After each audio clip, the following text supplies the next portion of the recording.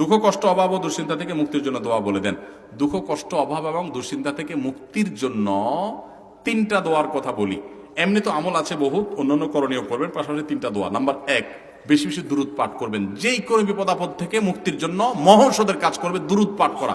বড় কোনো বিপদে পড়ছেন, দুরূদ পড়া শুরু করে দেন। আল্লাহুম্মা সাল্লি আলা মুহাম্মাদ ওয়া আলা আলি মুহাম্মাদ কামা সাল্লাইতা আলা ইব্রাহিম ওয়া আলা আলি ইব্রাহিম ইন্নাকা হামিদুম মাজিদ। আল্লাহুম্মা বারিক আলা মুহাম্মাদ ওয়া আলা আলি মুহাম্মাদ কামা বারাকতা আলা ইব্রাহিম ওয়া আলা আলি ইব্রাহিম ইন্নাকা হামিদুম মাজিদ। বেশি দুরূদ পাঠ করেন।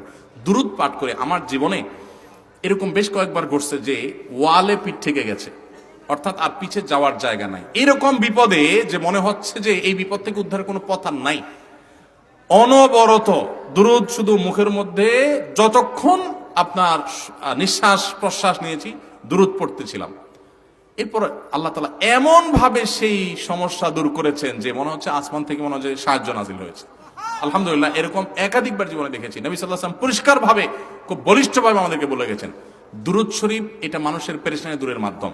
একইভাবে দ্বিতীয় আমল হলো ইস্তিগফার, আস্তাগফিরুল্লাহ ওয়া আতুবু ইলাইহি। কোনো বিপদ হয়েছে, আস্তাগফিরুল্লাহ ওয়া আতুবু ইলাইহি, আস্তাগফিরুল্লাহ ওয়া আতুবু ইলাইহি। বেশি দুরূদ পাঠ করেন, এই ইস্তিগফার পাঠ করেন। এটাও মানুষের মান লাজিমাল ইস্তিগফার, যে ব্যক্তি ইস্তিগফারকে সবসময় একারে আঁকড়ে ধরে সারাক্ষণ পড়তে থাকে, সে ব্যক্তি যে কোনো বিপদ থেকে উদ্ধারের রাস্তা আল্লাহ তাআলা বের করে দেন, আবিষ্কার করে দেন, সারপ্রাইজ তাকে করে দেন, সারপ্রাইজ করে দেন। 3 নম্বর হলো দোয়া ইউনুস, লা ইলাহা ইল্লা আনতা সুবহানাকা ইন্নী কুনতু মিনাজ জালিমিন। ইউনুস আলাইহিস সালামের বিপদ উদ্ধার করেছেন আল্লাহ তাআলা। কোরআনে আল্লাহ বলেছেন ওয়া কাযালিকা নুনজিল মুমিনিন, ইউনুসকে যেভাবে রক্ষা করেছি ঈমানদারদেরকে এই দোয়া পড়লে একইভাবে রক্ষা করব।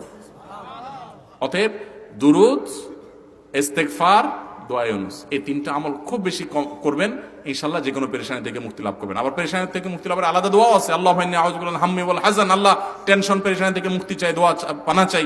ওয়া আউযু বিকা মিনাল আজজি ওয়াল কাসাল, আল্লাহ অক্ষমতা থেকে, অলসতা থেকে আপনার কাছে পানা চাই। এই দোয়া বিশেষ করে পড়বেন এবং সেই সাথে গুনাহ থেকে মুক্ত থাকবেন।